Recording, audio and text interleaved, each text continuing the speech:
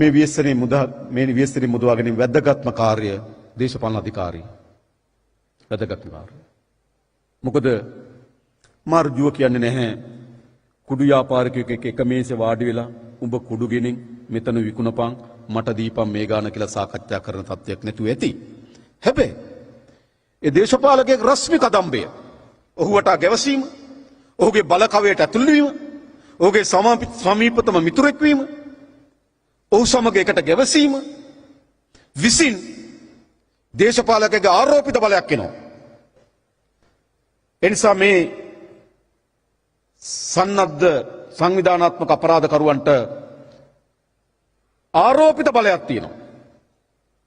දේශපාලකයා වස ගැවසීම, ඔවුන්ගේ ඔවුන්ගේ ඕනෑපාකම් ඉටු කිරීම, මෙයාට ආරෝපිත බලයක් තියෙනවා.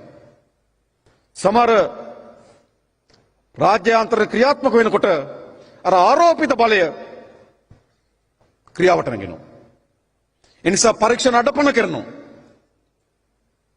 අත්අඩංගුවට ගැනීම, විශාල ප්‍රමාණයක් තොරතුරු එල්දරව් කරලා ජාලය බිඳවට්ටන්න තිබියදී මහා මග වෙඩි තබා ඝාතනය කරනවා.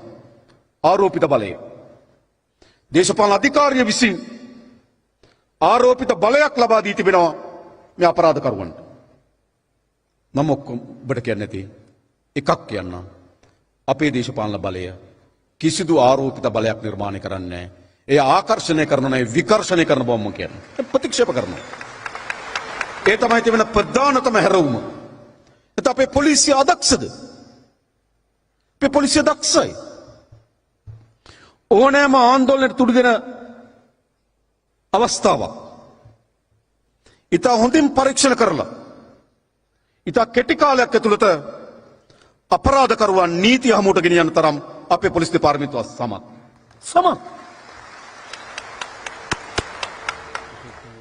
පාරේ වාහන නතර කරනකොට රියදුරුගේ හැසිරීම මත අපේ පොලිස් නිලධාරියට කියන්න පුළුවන් ඇතුලේ නීති විරුද්ධයක් තියනවද නැද්ද කියලා. ඒ තරම් හොඳ ඉවක් තියෙනවා. කවුරු හරි ඇවිල්ලා පොලිසිය පැමිණිල්ලක් දාන්න හදනකොට මේ පැමිණිල්ල බොරු පැමිණිල්ලක්ද ඇත්ත පැමිණිල්ලක්ද කියලා තේරුම් ගන්න පුළුවන් විචක්ෂණශීලතාවයක් තියෙනවා. එහෙත් අපරාධකරුවන් වර්ධනය වෙනවා. අපරාධ කාලේ වෙලිතලාවේ යට යනවා. මතක තබා ගන්න. අපේ රටේ නොවිසඳුණු හැම අපරාධයක් පිටිපස්සෙම දේශපාලන ආරක්ෂාව තියෙනවා. ඒක ඇත්ත. නොවිසඳුණු අපරාධයක් තියෙනවා නම් ඒ නොවිසඳුණු හැම අපරාධයක්ම දේශපාලන ආරක්ෂාව මත තමයි නොවිසඳුනේ. ලසන්තේ ඝාතනය, තාජුදීන්ගේ ඝාතනය, මාධ්‍යවේදීන්ට පහර දීම නොවිසඳුනේ ඇයි? පොලිසිය අදක්ෂතාව වෙනුයි. මොකද්ද? දේශපාලන රැකවරණය. නිසා අපේ රටේ රෝහණ කුමාරගේ ඝාතනය ප්‍රසිද්ධ. නොවිසඳුනේ දේශපාලන රැකවරණය. එම තමයි තියෙන්නේ. එනිසා අපේ පොලිසියට අදාළ ආයතන වලට නිසි බලය අපි ලබා දෙනවා නම් මේ මර්ධනය කළ හැකියි. මේ පරාජයට පත් කළ හැකියි. හැබැයි ලබා නොදුන්නේ කවුද? දේශපාලන අධිකාරිය. තේරුම් ගන්න. මම මේ කියන්නේ කිසිදු දේශපාලන පක්ෂපාත වේදකින් තොර වෙයි. මම කියන්න හදන්නේ මේ ඛේදවාචකයේ ප්‍රමාණය. මොකද්ද? මේ දේශපාලන බලය විසින් මේ අක්‍රිය බවට පත් කරා. රැකවරණය ලබා දුන්නා. නොවිසඳුණු අපරාධ සිදු වී තිබෙන්නේ එහෙම. කුඩු පාතාලය වර්ධනය වුණේ එහෙම. මම එකක් පැහැදිලිව කියන්නම්. ඔවුන්ගේ පළමු බලය දේශපාලන බලය දැන් අවසන් කොට අවසන්. ඒක අවසන්. ඒ වගේ පොලිසිය ඔවුන් කරන කාර්ය පිළිබඳ අපි ඉතාමත් පැහැදිලිමත් තියෙනවා. සමහර අය බයයි. බන්ධනාගාරේ බයයි. අදත් සමහර අපරාධ බන්ධනාගාරය තුල ඉඳන් මෙහෙවනවා. සමහර අපරාධ බන්ධනාගාරේ ඉඳන් මෙහෙවමින් ලයිව් බලාගෙන ඉන්නවා. මේක ඇත්ත. මෑත කාලේ වැලිගම සිද්ධිය. ඒ හා සමාන ලෙසම ඒ මොහොතේම ලයිව් වෙනවා Facebook එකේ.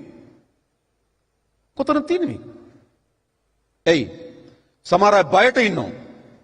සමහර අය අහුවෙලා ඉන්නවා. සල්ලි වල.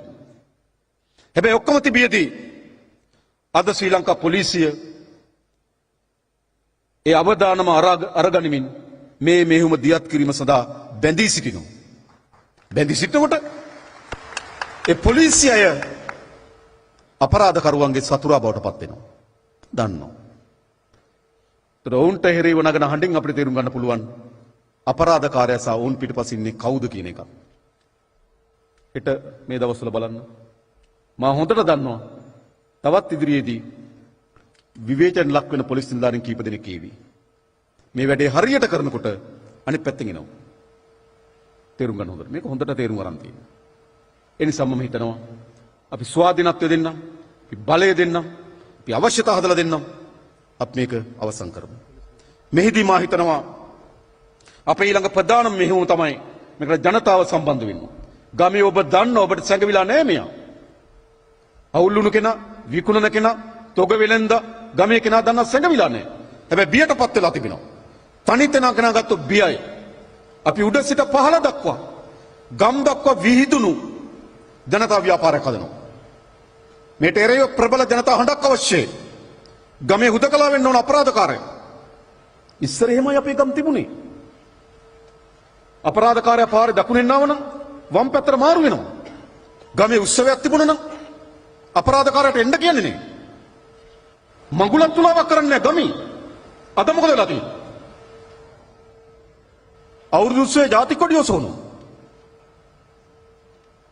මඟුල් උත්සවයේ ප්‍රධාන ආරාධිතය වෙනවා. පහන පත්තු කරනවා. මෙහෙමයි වෙලා තියෙන්නේ. ඒ නිසා එකට එරෙහිව ප්‍රබල ජනතා හඬක් අපිට අවශ්‍යයි. ඒ නිසාද උඩ සිට පහළ දක්වා ග්‍රාම සේවා වසම දක්වා විහිදුණු මහජන ව්‍යාපාරයක් අපි ගොඩනගනවා. මේ මහජන ව්‍යාපාරය තමයි මේ ව්‍යසනයට එරෙහිව ප්‍රබලතම හඬ සහ ප්‍රබලතම ආරක්ෂකය බවට පත් වෙන්නේ. දැනටමත් මහජන ආරක්ෂක කමිටු ගොඩනගලා තිබෙනවා. මේ ඉන්නේ විශාල ප්‍රමාණයක් මහජන ආරක්ෂක කමිටු නියෝජනය කරමින් ආපු විශාල පිරිසක් මේ ඉන්නේ. මොවුන් ගමේ කාර්ය බාර ගන්න දැස්සිනේ. කරන්න ඕනනේ. ඒ ලැස්ති. මේ මහජන ආරක්ෂක කමිටුව වල සභාපතිවරු, ලේකම්වරු සහ සමාජිකයෝ එකකින් කීප දෙනා වගේ මේ බස්නාහිර පළාතේ ඇවිල්ලා ඉන්නේ. මේ බස්නාහිර පළාත විතරයි රට පුරා මේ මහජන ව්‍යාපාරය අපි හදලා තියෙනවා. දැන් මේ තෙරපුම මහජනයාගේ හඬ, මහජනයාගෙන් එන බලපෑම මේ ව්‍යාපාරයට එල්ල වෙන්න ඕන. ඒ සඳහා ප්‍රබලතම ව්‍යාපාරය අපි ගොඩනගනවා. එනිසා මම හිතනවා අපි මේකට ක්‍රියාත්මක වෙමින් තිබෙන්නේ බහුවිධ ආකාර ගණනාවකින්. අත්අඩංගුවට ගැනීම, පුනරුත්ථාපනය, නිවාරණය, මහජන තෙරපුම, ආගමික එකතුන්, අපේ ක්‍රීඩාව, මා දන්නවා අපේ ඉන්න ක්‍රීඩකයන් සංගීත ශාස්ත්‍රයේ අය පිළිබඳව විශාල සමාජ බලාපොරොත්තුවක් තරු බවට පත් වෙලා තිබෙනවා. එයාට පුළුවන් අලුත් පණිවිඩයක් දෙන්න. එනිසා මම හිතනවා අපි ඔක්කොම එකට එකතු වෙන්න ඕන වෙලාව. මේක තමයි රට එකට මේ ව්‍යසනයට එරෙහිව තනි පුද්ගලයන් මොනතරම් අභිලාෂයක් තිබුණත්, තනි පුද්ගලයන් මොනතරම් බලාපොරොත්තුවක් තිබුණත් තනිව මේක කළ නොහැකි. රජයකට පමණක් බෑ. පොලිසියට පමණක් බෑ. අපේ රාජ්‍ය යාන්ත්‍රණයට පමණක් බෑ. මේ සඳහා සියලු දෙනා එකතු වෙන්න. මම හිතනවා මේක තමයි අවස්ථාව. අපි අවසාන වශයෙන් කියන්නේ ලොල්ලුණු අයටයි විකුණුන අයටයි වහාම ඉවත් වෙමු. ඒට එරෙහිව ප්‍රබලතම මහජන ව්‍යාපාරය අපි ගොඩනගමින් තිබෙනවා. මේ මහජන ව්‍යාපාරය අනිවාර්යෙන් මේ මායාකාරී කුණාටුව විනාශ කරනවා. මේ මායාකාරී කුණාටුවෙන් අපේ දරුවන් නිදහස් කරගන්නවා. මේ මායාකාරී කුණාටුවෙන් අපේ සමාජ නිදහස් කරගන්නවා. මේ මායාකාරී කුණාටුවෙන් අපේ ජාතිය ගලව ගන්නවා. ඒ වෙනුවෙන් අපි එකට එකතු වෙමු කියලා ආරාධනා කරමින් මම නතර වෙනවා. බොහොම ස්තුතියි හැම දිනාටම ජය වේවා කියලා ප්‍රාර්ථනා කරනවා.